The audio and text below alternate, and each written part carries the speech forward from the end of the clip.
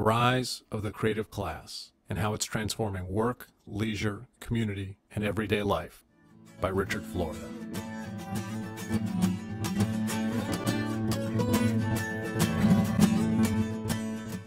Chapter 1, The Transformation of Everyday Life. Here's a thought experiment. Take a typical man from the year 1900 and drop him into the 1950s. Then take someone from the 1950s and move him Austin Powers style into the present day. Who would experience the greater change? At first glance, the answer seems obvious.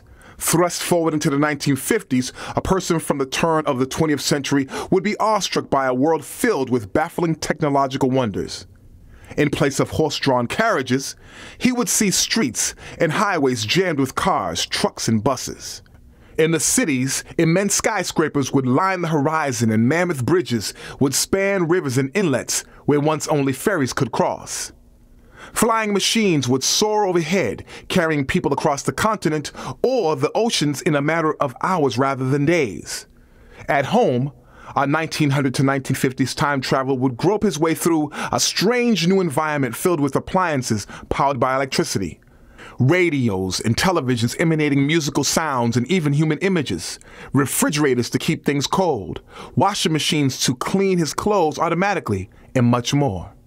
A massive new supermarket would replace daily trips to the market with an array of technologically enhanced foods, such as instant coffee or frozen vegetables to put into the refrigerator. Life itself would be dramatically extended. Many once fatal ailments could be prevented with an injection or cured with a pill. The newness of this time traveler's physical surroundings, the speed and power of everyday machines, would be profoundly disorienting. On the other hand, someone from the 1950s would have little trouble navigating the physical landscape of today. Although we like to think ours is the age of boundless technological wonders, our second time traveler would find himself in a world not all that different from the one he left. He would still drive a car to work. If he took the train, it would likely be on the same line leaving from the same station. He could probably board an airplane at the same airport. He might still live in a suburban house, though a bigger one. Television would have more channels, but it would basically be the same, and he could still catch some of his favorite 1950s shows on reruns. He would know how or quickly learn how to operate most household appliances, even the personal computer with its familiar QWERTY keyboard. In fact, with just a few exceptions such as the PC, the internet, CD and DVD players, the cash machine and the wireless phone he would carry with him, he would be familiar with almost all current-day technology.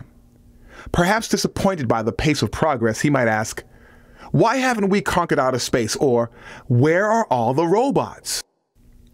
On the basis of big, obvious technological change alone, surely the 1900 to 1950s traveler would experience the greatest shift, while the other might easily conclude that we spent the second half of the 20th century doing little more than tweaking the great waves of the first half.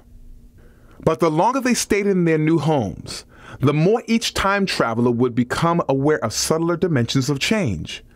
Once the glare of technology had dimmed, each would begin to notice their respective societies' changed norms and values and the ways in which everyday people live and work.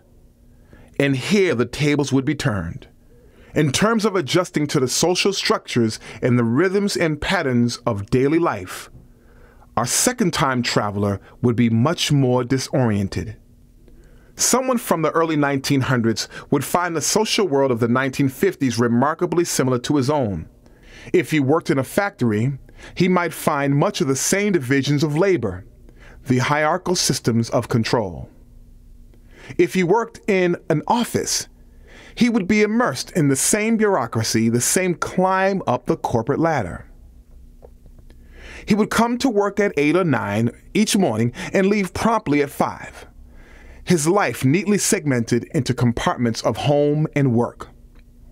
He would wear a suit and tie. Most of his business associates would be white and male.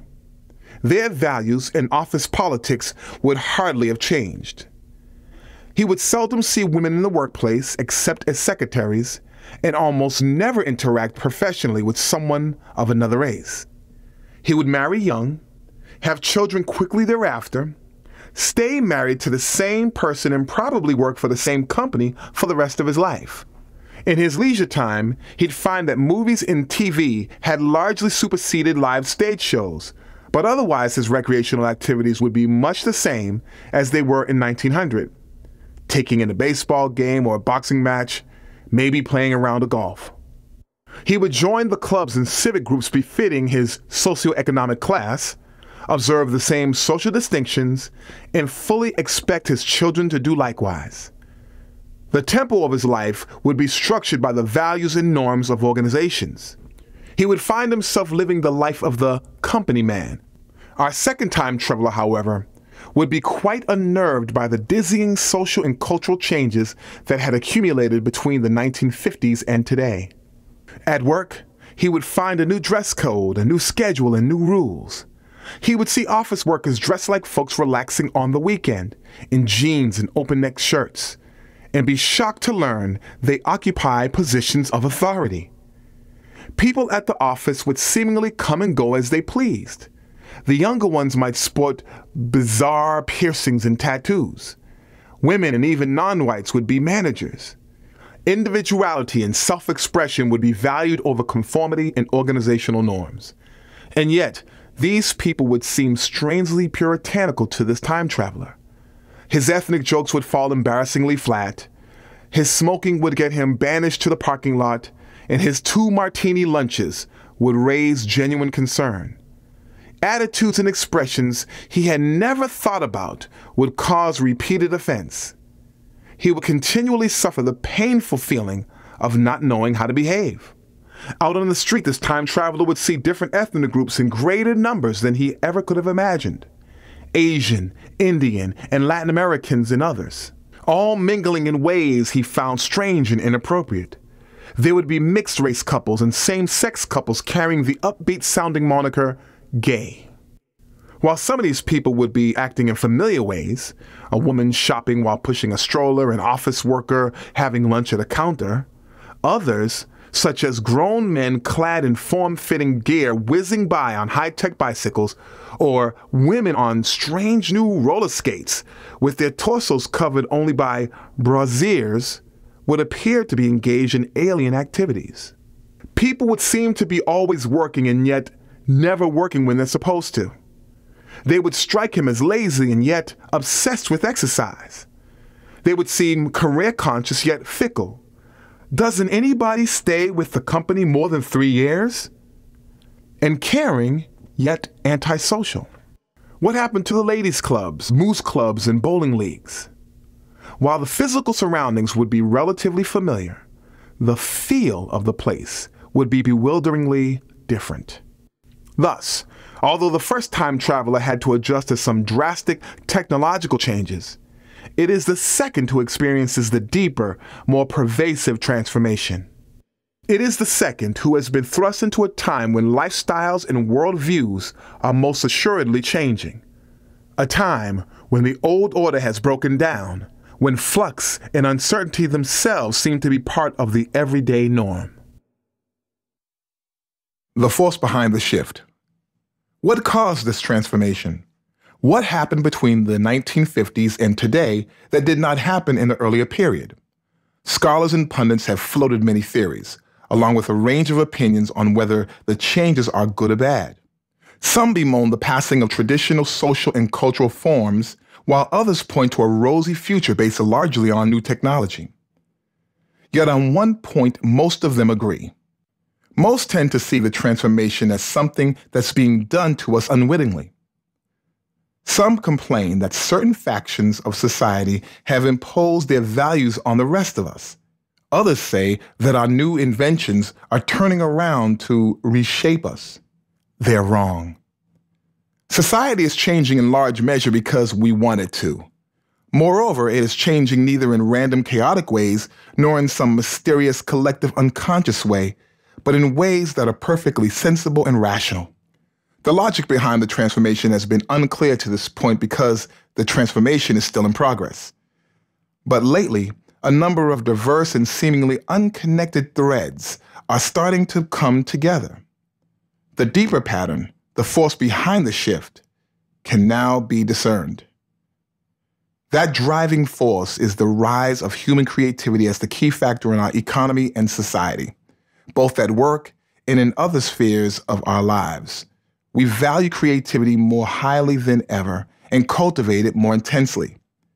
The creative impulse, the attribute that distinguishes us as humans from other species, is now being let loose on an unprecedented scale.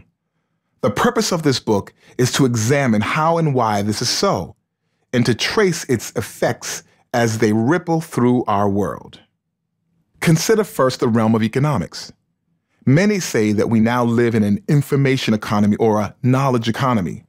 But what's more fundamentally true is that we have an economy powered by human creativity. Creativity. The ability to create meaningful new forms, as Webster's dictionary puts it, is now the decisive source of competitive advantage.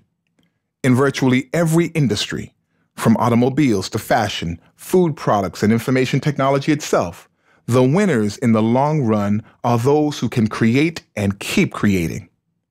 This always has been true, from the days of the agricultural revolution to the industrial revolution. But in the past few decades, we've come to recognize it clearly and act upon it systematically. Creativity is multidimensional and comes in many mutually reinforcing forms. It is a mistake to think, as many do, that creativity can be reduced to the creation of new blockbuster inventions, new products, and new firms. In today's economy, creativity is pervasive and ongoing. We constantly revise and enhance every product, process, and activity imaginable, and fit them together in new ways. Moreover, technological and economic creativity are nurtured by and interact with artistic and cultural creativity. This kind of interplay is evident in the rise of whole new industries from computer graphics to digital music and animation. Creativity also requires a social and economic environment that can nurture its many forms. Max Weber said long ago that the Protestant ethic provided the underlying spirit of thrift, hard work, and efficiency that motivated the rise of early capitalism.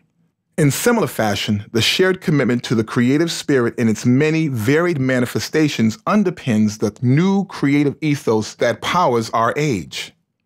Thus, creativity has come to be the most highly prized commodity in our economy. And yet, it is not a commodity.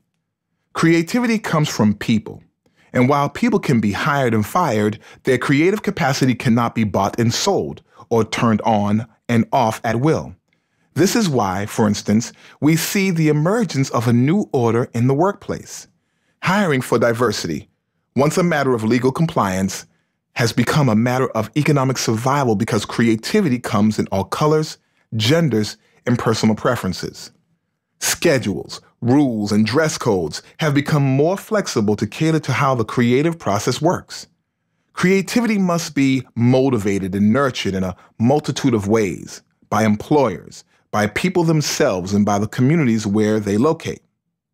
Small wonder that we find the creative ethos bleeding out from the sphere of work to infuse every corner of our lives. At the same time, entirely new forms of economic infrastructure, such as systematic spending on research and development, the high-tech startup company, and an extensive system of venture finance, have evolved to support creativity and mobilize creative people around promising ideas and products. Capitalism has also expanded its reach to capture the talents of heretofore excluded groups of eccentrics and nonconformists. In doing so, it has pulled off yet another astonishing mutation, taking people who would have once been viewed as bizarre mavericks operating at the bohemian fringe and setting them at the very heart of the process of innovation and economic growth. These changes in the economy and in the workplace have in turn helped to propagate and legitimize similar changes in the society at large. The creative individual is no longer viewed as an iconoclast. He or she is the new mainstream. In tracing economic shifts, I often say that our economy is moving from an older, corporate-centered system defined by large companies to a more people-driven one. This view should not be confused with the unfounded and silly notion that big companies are dying off.